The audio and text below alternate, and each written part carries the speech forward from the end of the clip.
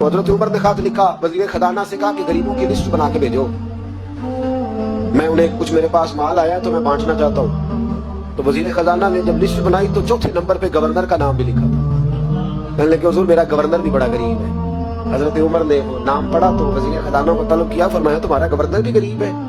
कहा हुजूर चौथे दिन के बाद एक रोटी का टुकड़ा खाते कल देखा है, और हुजूर उनके वजूद पर जो कपड़े हैं जगह नहीं बची पेबंद लगने की। गवर्नर साहब का जनाब कोई शय नहीं गवर्नर के पास। हजरत उमर फारूक ने ना 1000 दिनार दिया और खत लिखा कि यार तूने मुझे बताया ही नहीं, किसी ने बताया कि कपड़ा लेने के पैसे नहीं तो मैं पैसे भेज रहा हूँ, अपनी जरूरत पे इस्तेमाल कर। वो गुलाम पैसे लेके आया, दरवाजे पे दस्तक हुई तो हजरत सईद बिन आमिर की ज़ौजा कहने लगी कौन है? कहा मुझे अमीरुल मोमिनीन उमर ने भेजा है, गवर्नर साहब से मिलना है। ज़ौजा कहने लगी अमीरुल मोमिनीन का पैगाम आया। जनाब सईद बिन आमिर दौड़े, दरवाजा खोला, बिस्मिल्लाह खैरियत थी?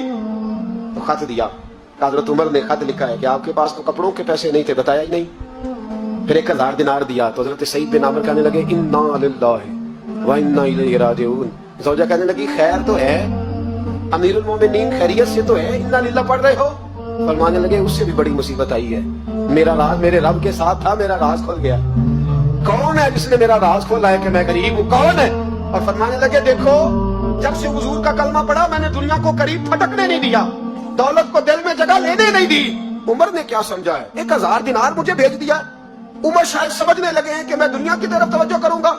गुलाम कहने लगा हुजूर आपको पता है ना अमीरुल मोमिनीन के जलाल का, तो मेहरबानी फरमाए जात पे इस्तेमाल करे। फरमाया अच्छा चलो ठीक है जात पे इस्तेमाल कर ले।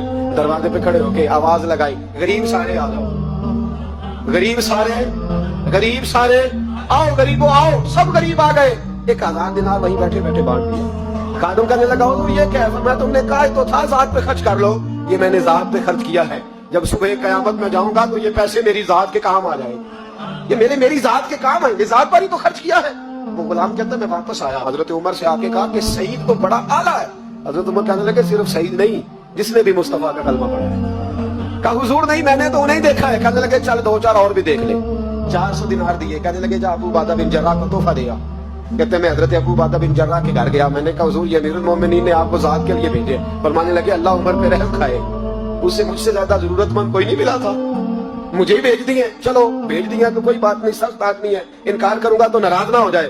कहते उसी वक्त अपनी कनीज को बुलाया। कहने लगे जा 6 उसे दे आ, 5 उसे दे आ, 10 उसे दे आ। कहते बैठे बैठे 400 बांट दिया। मैं वापस आया तो हजरत सैयदना उमर ने 400 और दिया। फरमाया जा माज बिन जबल को दे आ।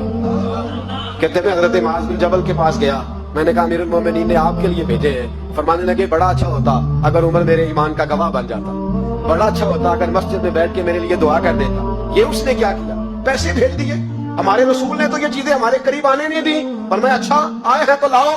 दरवाजे पे बैठे बांटने लगे, सारे बट गए तो बीवी ने अंदर से आवाज दी, कहने लगी हुजूर 2 दिनार अगर दे दे तो मैं आपके लिए अपने लिए एक कुर्ता ले आऊं 2 दिनार। तो फरमाने लगे ओ भली मानस तूने देर कर दी, अब तो सारे बांट दिए, जरा पहले बताती तो दे देता।